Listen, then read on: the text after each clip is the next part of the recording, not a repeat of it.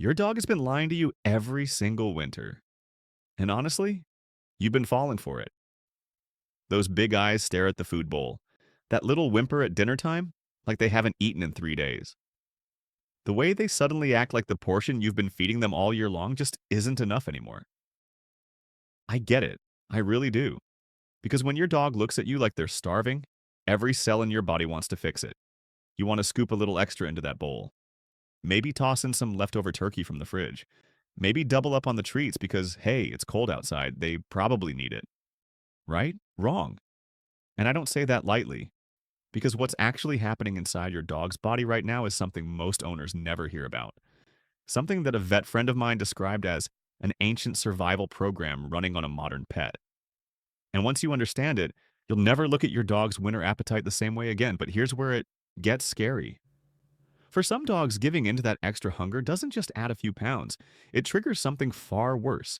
Something that sends thousands of dogs into emergency rooms every single winter. And I'll get to that in a minute because it's the part of this video that could genuinely save your dog's life. First, let's talk about what's actually going on in your dog's brain when the temperature drops. See, your dog didn't always live on a couch in a heated apartment, eating kibble twice a day. Thousands of years ago, their ancestors survived brutal winters with no guaranteed food supply, no Petco, no Amazon Subscribe and Save, just cold, scarcity, and survival. So their bodies developed a system. When the days got shorter and the air got colder, their brain would send a signal. Eat more, store fat, slow down, survive. Scientists call this the thrifty gene. And here's what it does. As daylight hours shrink, hormonal changes kick in automatically. Your dog's metabolism actually slows down. Their body starts prioritizing fat storage. And at the same exact time, their appetite goes up. Way up. Now think about that for a second. Their body is burning fewer calories and simultaneously telling them to eat more. In the wild, that made perfect sense. Food was scarce in winter, so eating more when you could and storing it as insulating fat was literally life or death. But your dog? Your dog lives indoors. Your dog has central heating. Your dog's biggest winter challenge is deciding which spot on the couch gets the most sun. So that ancient survival program is still running. Except now there's no food scarcity. There's a full bowl every morning and every night. And their body is screaming for more of it anyway. Be honest with me. Has your dog seemed hungrier lately? Like more than usual? Maybe begging harder, finishing their food faster, giving you that look? Yeah, that's the thrifty gene talking. And it's not telling the truth. Now here's where most people make the mistake. And I say most people because, look, I've done this too. You see your dog acting hungry, so you add a little extra food. Maybe 10% more. Maybe you slip them some of what you're eating at dinner. Maybe the treats get a little more generous because it's the holidays and everyone's in a good mood. And it feels like love. It genuinely does. But your dog's body is processing that extra food very differently than you think. Remember, their metabolism has slowed down. They're burning fewer calories. They're moving less because, let's be real, nobody's doing hour-long walks when it's 20 degrees outside with wind chill. So that extra food, it's not fueling activity. It's going straight into storage. And not the kind of storage that helps them. The kind that strains their joints, taxes their organs, and quietly sets the stage for something much worse. I was talking to a vet recently. She told me that every January, like clockwork, her emergency cases spike. And the number one culprit? Pancreatitis, triggered by weeks of overfeeding during the winter months. Let me tell you what pancreatitis actually looks like, because most people have no idea until it happens. The pancreas is a small organ near your dog's stomach. Its job is to release enzymes that help digest food. When everything works normally, those enzymes travel to the small intestine and do their thing. No drama. But when a dog eats too much fat, or their system gets overloaded from weeks of extra food and table scraps and holiday leftovers, something goes wrong. Those enzymes activate too early, inside the pancreas itself. And instead of digesting food, they start digesting your dog's own organ. It's as painful as it sounds. Dogs with pancreatitis vomit repeatedly. They stop eating entirely. They hunch over in what vets call the prayer position, front legs down, rear end up, because their abdomen hurts so badly they can't stand normally. Some dogs go into shock. Some develop organ failure. And here's the part that keeps me up at night. Certain breeds are more prone to this. miniature schnauzers, cocker spaniels, dachshunds, Yorkshire terriers, but it can happen to any dog, any size, any age. All it takes is a few weeks of eating more than their body can handle. Vets see it every winter, after Thanksgiving, after Christmas, after weeks of just a little extra. One vet described it to me like this: the dog got table scraps for years and seemed fine. Then one day the pancreas just decided it had had enough. One day, that's all it takes. A woman in Ohio shared her story online last winter. Her lab, perfectly healthy, 7 years old, had been getting extra food and little scraps since Thanksgiving. Turkey skin here, a bit of ham there. 3 weeks later, he collapsed in the kitchen. Emergency surgery, $4,000, 6 days in the hospital, and the vet told her the same thing they tell everyone. It was the food. His body just couldn't process it anymore. She said she felt guilty for months because she genuinely believed she was being a good dog mom. She thought that extra food was love. I'm not telling you that to scare you. Okay, maybe a little. But mostly I'm telling you because the vast majority of people don't learn this until it happens to them. And by then you're sitting in a waiting room at 2 in the morning praying your dog pulls through. So when your dog gives you those eyes in December and January begging for more, understand what's really happening. Their brain is running outdated software, their body doesn't need the extra fuel. And the love you're trying to show them with food could be the very thing that puts them in danger. But hold on, because there's another trap hiding inside winter that almost nobody talks about. And it doesn't involve food at all, it involves water. Here's something that blew my mind when I first learned it. In winter, dogs naturally drink less water. Their thirst signals get dulled by the cold. They don't feel as thirsty, they're not panting after long walks, so they just drink less.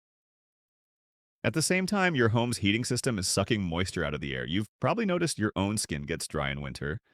Your lips crack. You wake up with a scratchy throat. That same dry air is affecting your dog. They're losing moisture faster than they realize. And here's the cruel twist: mild dehydration in dogs. One of the symptoms is increased appetite. Let that sink in. Your dog might not even be hungry. They might be thirsty. But because they don't feel the thirst, their body interprets the discomfort as hunger instead. So they beg for food. You give them more food. Their actual problem, dehydration, doesn't get fixed, and the cycle gets worse. Chronic low-level dehydration puts enormous strain on the kidneys. The kidneys need water to filter waste from the blood. Without enough fluid, waste builds up. Toxins accumulate. Over time, this can lead to urinary tract infections, bladder problems, and in severe cases, kidney damage. Your dog's body is concentrating urine to conserve water. Their kidney is working overtime every single day. And you might never notice because the only symptom you're seeing is, "My dog seems hungrier." Does your dog seem like they're drinking less these days? Think about it. When was the last time you actually watched them go to their water bowl? Okay, so I've scared you a little. Maybe a lot. And that's okay because this matters. But I'm not going to leave you hanging. Let me tell you exactly what to do.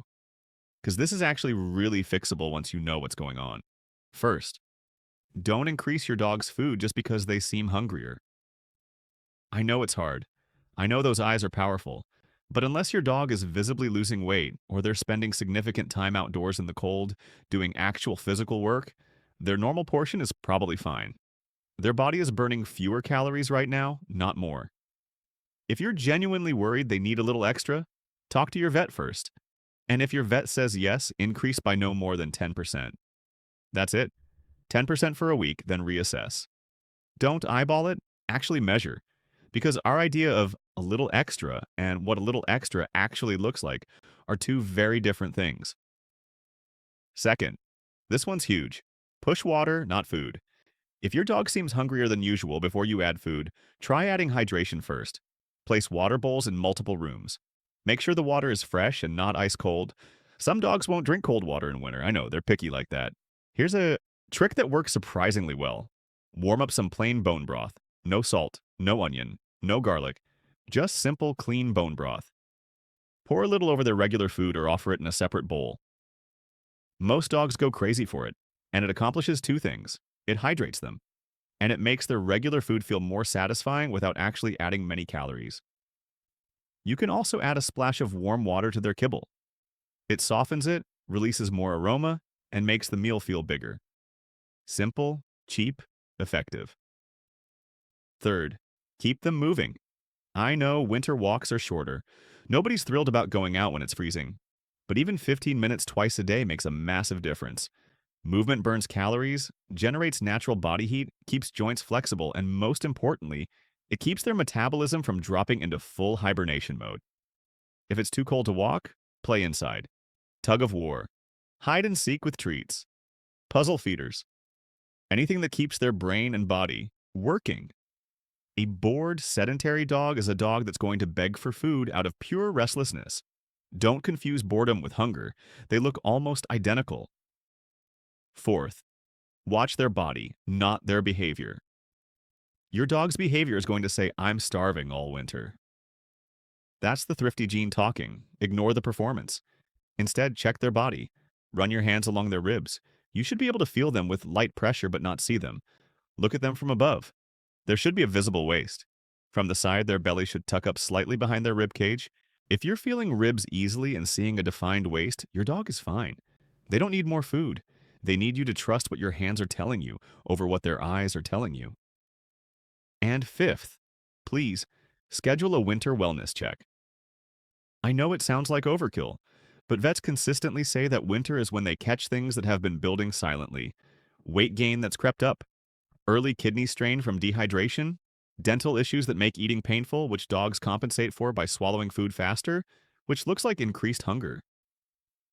A simple blood panel can tell you more about your dog's health than months of guessing. And catching something early in January is infinitely better than dealing with an emergency in February. Look, I know this video was a lot.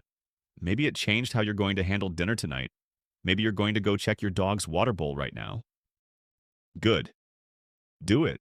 Because here's what I want you to take away from all of this. Your dog's winter hunger isn't a problem to solve with more food. It's a signal to pay closer attention to their water intake, to their activity level, to their body condition, to the quiet changes that happen so slowly you don't notice until something goes wrong. Your dog trusts you with their entire life. Every meal, every walk, every decision about their health goes through you. They can't Google, "Am I dehydrated?" They can't read the back of their food bag. They can't tell you their stomach hurts after too many table scraps. They just look at you and trust that you know what's best. So now you do. If this video changed how you think about your dog's winter health, hit that like button so other dog parents can see it too. Subscribe if you haven't already because we go deep on stuff like this every single week.